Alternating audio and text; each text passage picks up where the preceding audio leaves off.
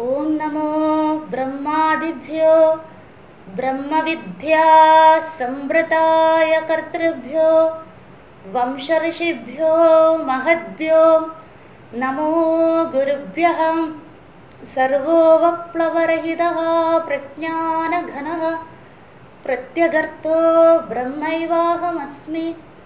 ॐ पूर्णमदः पूर्णमिदं पूर्णाद् पूर्णमुदच्यते पूर्णस्य पूर्णमादाय पूर्णमेवावशिष्यते।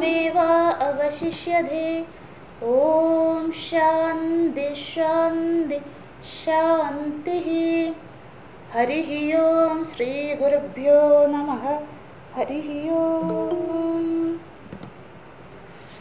अथ शुक्लयजुर्वेदीय काण्वशाः बृहदारण्यक उपनिषत् द्वितीयकाण्डं मुनिकाण्डम् अथवा याज्ञवल्क्यकाण्डं तृतीय अध्यायं जल्परूप उपपत्ति प्रकरणं प्रथमब्राह्मणम् अश्वलब्राह्मणम्। ओं नमः परमऋषिभ्यो नमः परमऋषिभ्यो नमः परमऋषिभ्यः।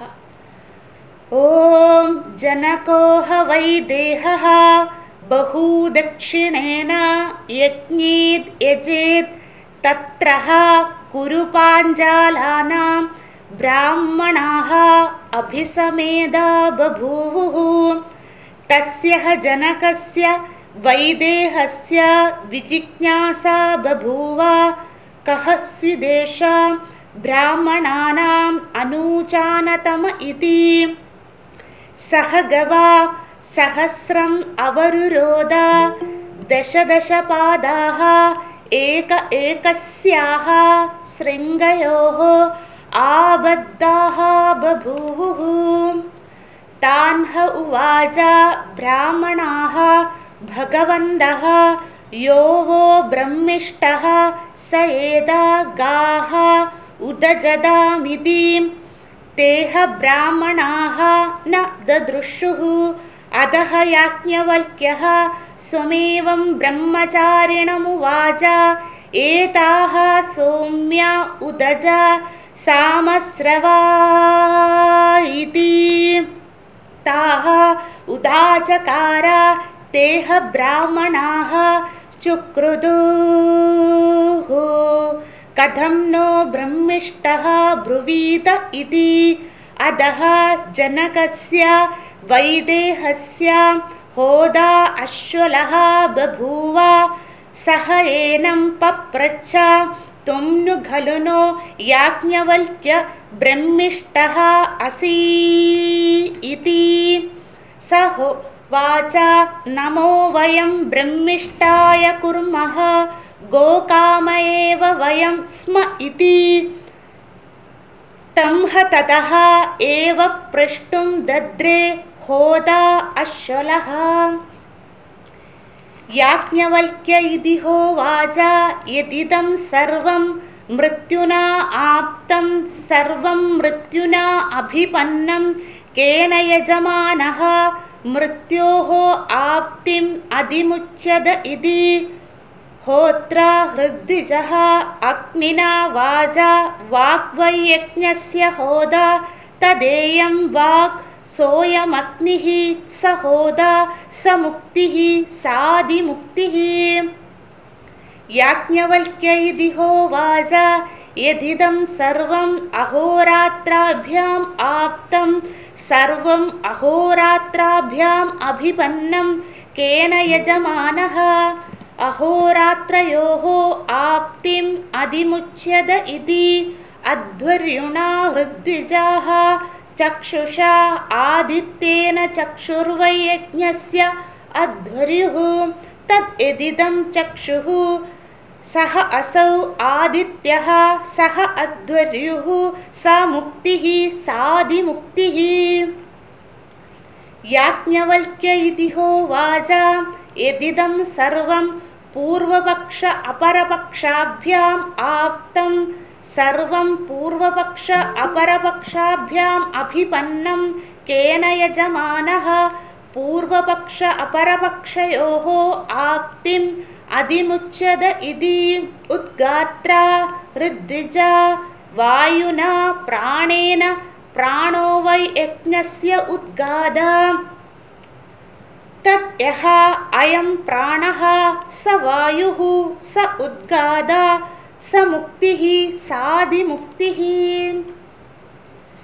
याज्ञवल्क्य इति होवाच यदिदम् अन्तरिक्षम् अनारम्भणमिव केनाक्रमेण यजमानः स्वर्गं लोकम् आक्रमद इति ब्रह्मणा हृद्विजा मनसा चन्द्रेण मनो वै यज्ञस्य ब्रह्मा तत् यदिदं मनः सः असौ चन्द्रः स ब्रह्मा स मुक्तिः साधिमुक्तिः इत्यदि मोक्षाः अधसम्पदः।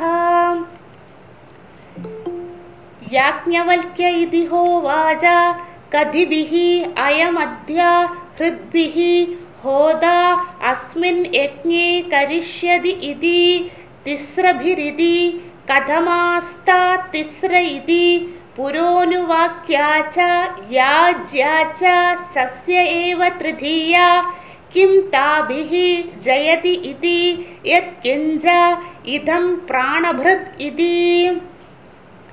याज्ञवल्क्य इति होवाच कत्ययमद्य अध्वर्यु अस्मिन् यज्ञे आहूतिः होष्यति इति तिस्र इति कथमाः ताः तिस्र इति याहुता उज्ज्वलन्ति याहुता अधिनेदन्ते याहुता अधिशेरते किं ताभिः जयति इति याहुता उज्ज्वलन्ति देवलोकमेव ताभिः जयति दीप्यत इव हि देवलोकः याहुता अधिनेदन्ते पितृलोकमेव ताभिः जयति अधि इव हि पितृलोकः याहुता अधिशेरते मनुष्यलोकमेव ताभिः जयति अधः इव हि मनुष्यलोकः।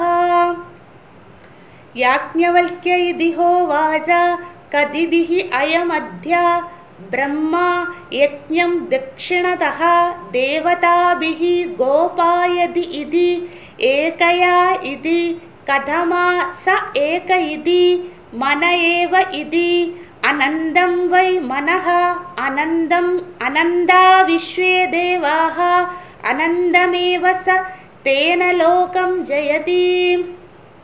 याज्ञवल्क्य इति होवाच कत्ययमद्य उद्गादा अस्मिन् यज्ञे श्रोत्रियाः स्तोष्यति इति तिस्र इति कथमास्ता तिस्र इति पुरोनुवाक्यया च याज्या च सस्य एव तृतीया कथमास्ता या अध्यात्ममिति प्राण एव पुरोनुवाक्या अपानो याज्या ध्यानः सस्य किं ताभिः जयति इति पृथिवीलोकमेव पुरोनुवाक्यया जयति अन्तरिक्षलोकं याज्यया द्युलोकं शस्यया तदोह होता अश्वलः उपररामा। तृतीयोऽध्यायं जल्परूप उपपत्ति प्रकरणं प्रथम ब्राह्मणम् अश्वल ब्राह्मणं समाप्तम्। ओम नमः परमऋषिभ्यो नमः परमऋषिभ्यो नमः परमऋषिभ्यः।